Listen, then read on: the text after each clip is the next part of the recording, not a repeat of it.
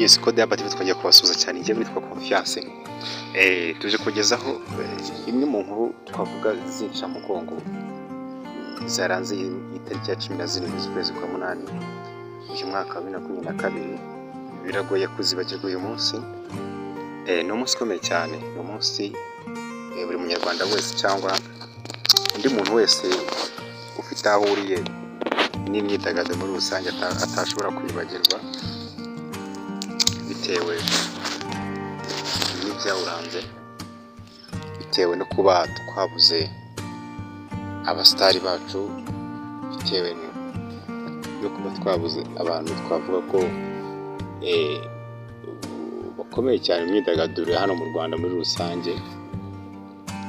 Iri joro ryashize rya 17 nyine nibwo inkuru ivuga ko Yvan Buravan yamaze kutuvamo, yamenyekanye muri rusange. Uyu musore mu minsi yashize yaragize uburwayi ubwo yavuga ko we yumva babura mu nda, abanza kwivuriza kuri rimwe mu ivuriro ryano mu Rwanda rikomeye, so biza kwanga yerekeza mu gihugu cya Kenya hara Nairobi. Akomeza kumwitaho, nyuma biza gusa nk'ibidakunda neza ko babasha kumufasha, ahabwa transfer imujyana muri kuvurirwa mu gihugu cy'Ubuhinde. Mu kujya mu gihugu cy'Ubuhinde twavuga ko nabwo bise bitagenze neza, gusa atangira gusa nk'uwororerwamo nk'uko byatangazwaga nabo bari kumwe, nubwo nyuma yaho hatangazwaga inkuru zitandukanye buri wese bavuga byabo, so bitewe n'inyungu wenda bari bafitemo batangazaga iby'ubuzima bwe bitandukanye n'amakuru yizewe y'abari bamurwaje, birumvikana. So nyuma yaho nyine cyaje gukomeza abantu kujya twizera kuvuga ati yagomba kweza kose yazoroherwa, aba yagaruka mu Rwanda, agaruke gukomeza kuduha imiziki muri rusange. N'ibyo twakuvuga kuri Buravan, yari umuhanzi ukomeye pe, yari umuhanzi ukomeye ukunzwe n'abanyarwanda benshi, ukunzwe ku kigero kiri hejuru cyane, kiri hejuru ku buryo bwumvikana bunagaragara.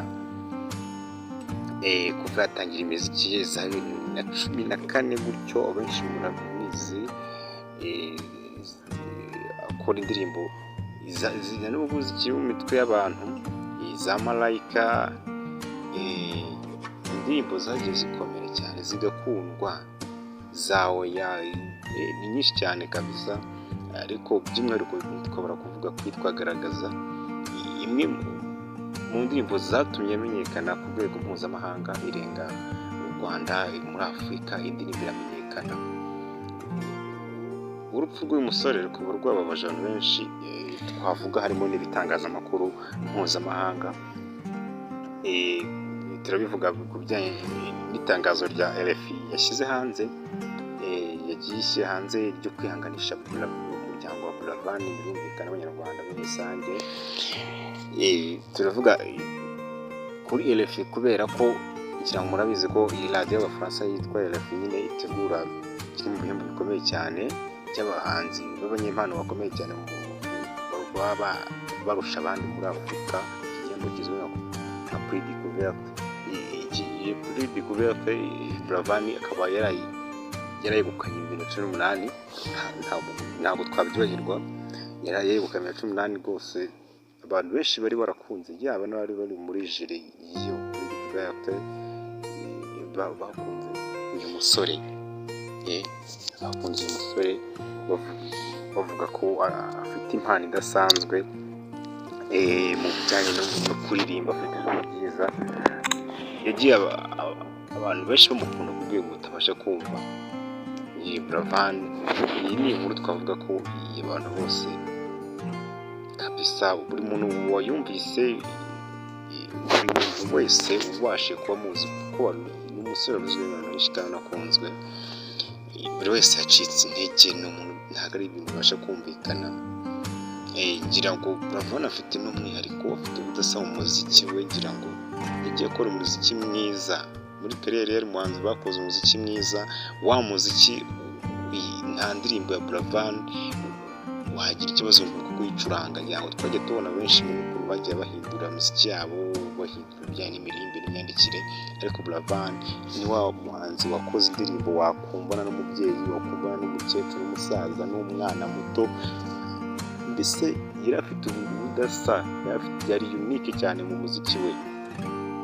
So dukomeza kwihanganisha nka Kodraba TV n'umusore twihanganisha umuryango wa Buravan, tuvuga ati nibakomere kuko umuhanzi ntapfa, ibikorwa bye byonyine ntawe biteze kujya, tuzakomeza kubyumva. Ngira ngo iyo nkuru tukiri muri ako gahinda, twahise twumva indi nkuru ikomeye cyane.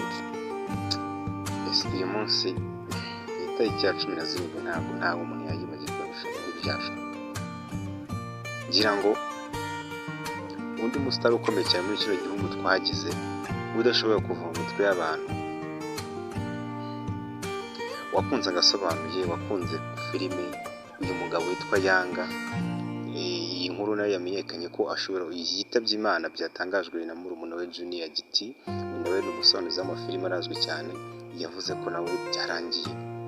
Kuri Yanga we, ngira ngo mu minsi yashize hari inkuru zavuzwe ko yagiye muri South Africa kwivuza igifu, aho yanavuyeyo byaranze rwose, baramubwiye ko bidashoboka, ari ibintu bigoye cyane ko yakira bitewe n'abaganga bamukurikiranaga muri rusange. Ubwo uyu mugabo yavuye South Africa akerekeza mu gihugu cya Uganda, aho yahuye n'umupasiteri akamusengera bitewe no kwizera no kwemera ibi bintu abantu kenshi batabasha no kwiyumvisha ko bishoboka. Bivuga ko yakize, ubwo yivugira ko ameze neza, bitandukanye n'uko yari yagiye mu bitaro ameze akanavuye nta kibazo kumufasha. Umugabo pasiteri w'umuganda akamusengera agakira, bakavuga ko yakize. Haciyemo igihe kabisa, nyuma yo guhagarika ibijyanye n'ibintu agasobanuye, asigaye yari umupasiteri cyangwa benshi bamukurikirana kuri channel yari afite yanyuzagaho ubutumwa bwe. Iyi nkuru nubwo yatangajwe uyu munsi, bivuga ko nawe byarangiye, yavuye mu mubiri. Ni inkuru mbese muri rusange twavuga ko aba bombi bishwe n'indwara za kanseri z'igifu, cyane ko na Buravan byatangajwe nyuma cyaba cyamwishe, bitandukanye n'ibintu by'abantu benshi bagendaga bavuga mu minsi yashize. Izi ni inkuru twavuga bigoranye kwibagirwa, ni inkuru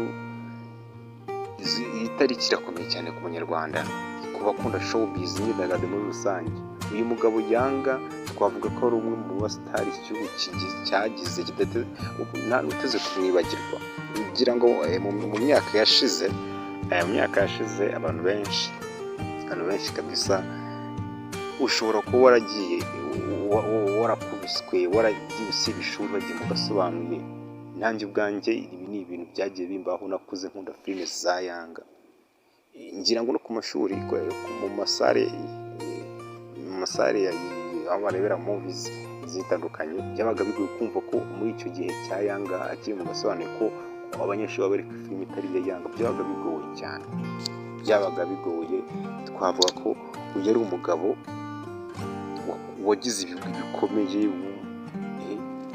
muri kano gasobanuye. Biragoye kubona ko kumva ko hari undi muntu wazaza agakora nk'ibye. Ntitwirengagije ko hari abandi babikora, hari ba Junior Sankara, barumuna be ndetse na ba Rocky n'abandi nabo twavuga bikora neza, ariko biragoye. Iyo tuvuze agasobanuye muri rusange ni Yanga. Uyu mugabo yagiye azana ibintu byinshi bitandukanye, amagambo menshi, nta muntu akwirirwa hitwa kwa Myasiro, inyakariro, bimwe na bimwe ayo magambo Nyakariro benshi bari barishyizemo ko ahantu hari icyaro kenshi hitwa Nyakariro, hari mu by'ukuri bavuga ko hari agace kazwi cyane kari ari haba mu gace k'i Rwamagana. Aya ni amagambo y'umugabo twavuga yagiye azana akarema mu Bunyarwanda, benshi bakayakoresha. Uyu mugabo wari ukunzwe ibijyanye no gutebya mu mafilime ye, ibijyanye mbese uburyo ki yabashaga gusobanura, ariko akagira n'aya magambo ku ruhande agenda akoresha aryoshye, atuma umuntu aryoherwa no kureba movies. Ni ibintu bigoye kubisobanura, ibintu kumva ko abantu batuvamo. Ni icyuho gikomeye cyane, birakomeye kugira ngo wabasha kubyumvisha ku buryo bworoshye, ntabwo ubasha kubyumvisha ku buryo bworoshye, ariko gusa muri rusange niyo nzira twese nta kundi byagenda, so byamaze kuba nka Kode Lab TV muri rusange twakwihanganisha umuryango wa Yanga, uyu nguyu umuryango wa Yanga kabisa, ndetse n'uwa Yvan Buravan, bavuga ati nukomere, ariko ni icyo gikomeye cyane ku myidagaduro mu Rwanda, dukomeza kubihanganisha muri rusange nka Kode Lab TV. Njye nitwa Confiance, so n'abakunzi b'abo ngabo bose muri rusange hagati mu kwihangane, isi niko imeze, twese turi abagenzi, murakoze cyane.